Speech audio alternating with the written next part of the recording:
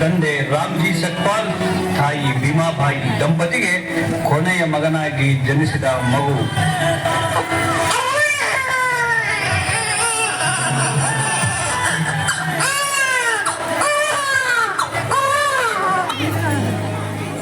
ಇಬ್ಬರು ನಿಂತ್ಬಿಟ್ರು ನಡೆಯೋರು.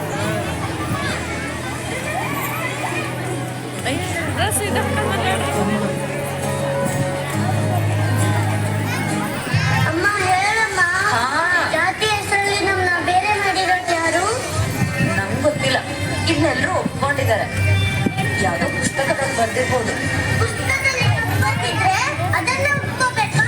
ಒಂದಿನ ನಾನೇ ಪುಸ್ತಕ ಬರೀತೀನಲ್ಲ, ಆಗ ಇದೆಲ್ಲ ಸರಿ ಮಾಡ್ತೀನಿ.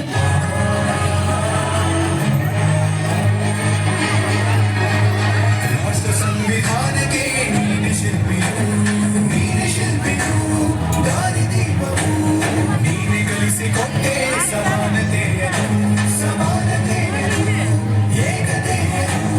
ರಾಷ್ಟ್ರ ಸಂವಿಧಾನಕ್ಕೆ ನೀನೆ ಶಿಲ್ಪಿಯು, ನೀನೆ ಕಲಿಸಿಕೊಟ್ಟೆ ಸಮಾನತೆಯನ್ನು. ನಿನ್ನ ಲೇಖನಿಯ ಬರಹ ದೇಶ ಕಚ್ಚೆ ಒಂದು ಕೂಡಬೇಕು.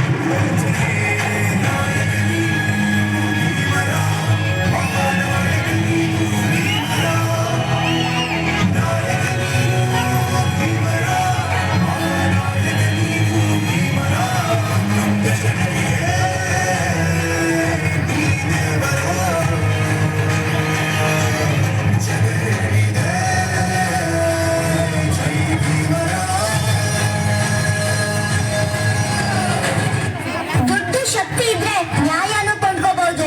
ಇವತ್ತೆಲ್ಲ ನಾಳೆ ಇಡೀ ವ್ಯವಸ್ಥೆನೆ ಬದಲಾಗತ್ತೆ. ಎಲ್ರಿಗೂ ನ್ಯಾಯ ಸಿಕ್ಕೇ ಸಿಗುತ್ತೆ. ಅವ್ರ ಹತ್ರ ದುಡ್ಡು ಇದ್ರೂ ಸರಿ, ಇಲ್ಲಾಂದ್ರೂ ಸರಿ. ಇನ್ಮೇಲೆ ಈ ಸಮಾಜದ ವ್ಯವಸ್ಥೆನ ಬದಲಾಯಿಸೋದೆ ನನ್ ಜೀವನದ ಗುರಿ ಆಗಿರುತ್ತೆ. ಎಲ್ರಿಗೂ ಸಮಾನವಾಗಿ ಬದುಕೋ ಹಕ್ಕು ಕೊಡ್ಸ್ತೀನಿ. ಅವ್ನು ಏನ್ ಹೇಳ್ತಾನೆ ಗೊತ್ತಾ? ಈ ವ್ಯವಸ್ಥೆನ ಸುಧಾರಿಸ್ತೀನಿ ಅಂತಿದ್ದಾನೆ. ಅವ್ನ ಕೈಯಲ್ಲಿ ಆಗುತ್ತೋ ಇಲ್ವೋ, ಆದ್ರೆ ಧೈರ್ಯ ಅಂತೂ ತೋರಿಸ್ತಿದ್ದಾರಲ್ಲ, ಸಲ್ಯೂಟ್ ಮಾಡು. ಮತ್ತೆ ಸಂಕಟದಲ್ಲಿ ಬಂದೆ ಆಗಿ ಆಧಾರ, ನಿನ್ನಿಂದ ಅಸಮಾನತೆ ಈಗ ದೂರ ಹೊರಗೋಯ್ತು, ಸಂಕಟದಲ್ಲಿ ಬಂದೆ ಆಗಿ ಆಧಾರ, ನಿನ್ನಿಂದ ಅಸಮಾನತೆ ಈಗ ದೂರ. ನೀ ತೋರಿದ ದಾರಿ ದೇಶ ಸಾಗಿದೆ, ಸೂರು ನೀರು ಭೇದವೀಗ ದೂರವಾಗಿದೆ. ಮಕ್ಕಳೇ, ಪರೀಕ್ಷೆ ಫಾರ್ಮ್ನ ಸಮಯ ತಗೊಂಡು ನಿಧಾನವಾಗಿ ತುಂಬಿಸ್ಬೇಕು. ಮೊದಲನೇದಾಗಿ ನಿಮ್ಮ ಪೂರ್ಣ ಹೆಸರು. ಗುರುಗಳೇ, ಪೂರ್ತಿ ಹೆಸರೇನ್ ಬರೀಲಿ? ಭೀಮರಾವ್ ರಾಮ್ಜಿ ಸಕ್ಪಾಲ್ ಅಂಬಾವಾಡೇಕರ್ ಅಂತನಾ? ನಿನ್ನ ಪೂರ್ತಿ ಹೆಸರನ್ನ ಹೀಗೆ ಬರಿ: ಭೀಮರಾವ್ ರಾಮ್ಜಿ ಅಂಬೇಡ್ಕರ್ ಅಂತ. ಅಂಬೇಡ್ಕರ್ ನಿಮ್ಮಪ್ಪ ನಾಮ ಅಲ್ವಾ? ಅದನ್ನ ನಾನು ಹೇಗೆ ಸೇರಿಸ್ಕೊಳ್ಳಿ? ಸೇರಿಸ್ಕೊ ಭೀಮ. ನಿನ್ನ ಗುರುಗಳು ನಿನಗೆ ಕೊಡ್ತಿರೋ ಉಡುಗೊರೆ ಅಂತ ತಿಳ್ಕೊ. ಜೀವನದಲ್ಲಿ ಹೀಗಾದ್ರೂ ನಿನ್ನ ಗುರುಗಳನ್ನ ನೆನಪು ಮಾಡ್ಕೋ ಭೀಮ.